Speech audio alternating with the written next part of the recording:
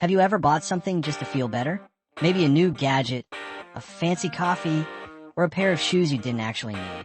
We've all been there, but here's the real question. Are you spending money to buy happiness? And if so, is it actually working?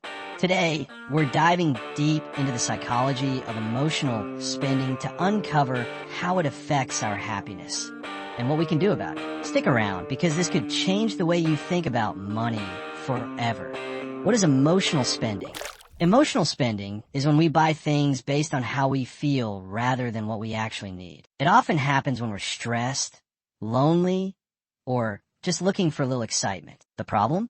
That dopamine rush we get from shopping is short-lived. And before we know it, we're left with an emptier bank account and maybe even some regret. The cycle of emotional spending. Emotion impulse by temporary happiness, guilt, repeat. So how can you tell if you're caught in this cycle? And more importantly, how can you break free?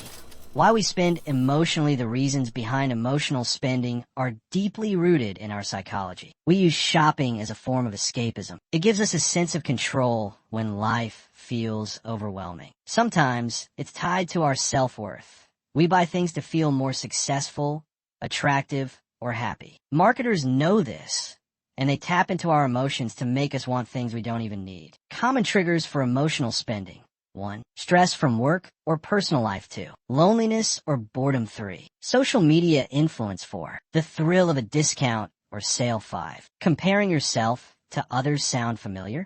The good news is you can break free from this habit with a few simple strategies. How to stop emotional spending. All right. So what can we do about it?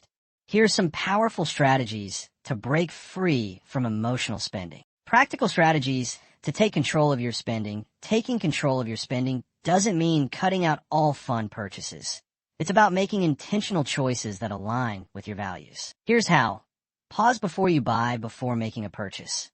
Ask yourself, do I really need this? Will it add lasting value to my life?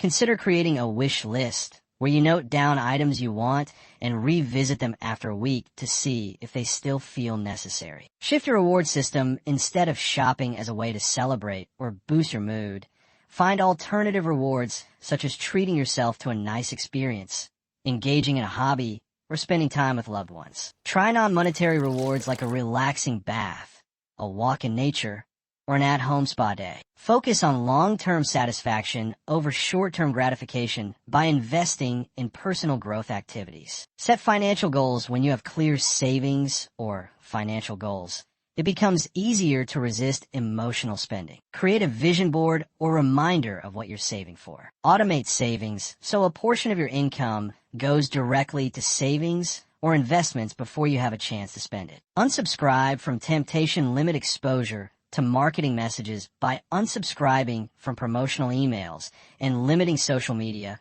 that encourages impulsive shopping. Use browser extensions to block online shopping websites during times you are most vulnerable to impulse purchases. Surround yourself with content that inspires financial responsibility rather than consumerism. Track your purchases, keep a spending journal, or use a budgeting app to see patterns in your spending habits. When you see where your money is going, it's easier to make changes. Review your spending habits at the end of each month and reflect on what purchases brought you real happiness versus short-term pleasure. Emotional spending is a habit that can be changed with awareness and small, intentional steps. The goal isn't to eliminate spending entirely, but to make choices that genuinely improve your life. Next time you feel the urge to shop, take a moment to ask yourself, is this purchase bringing me real happiness or just a quick fix?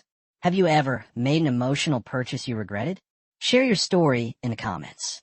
And if you found this video helpful, give it a like and subscribe for more personal finance and mindset tips. See you in the next one.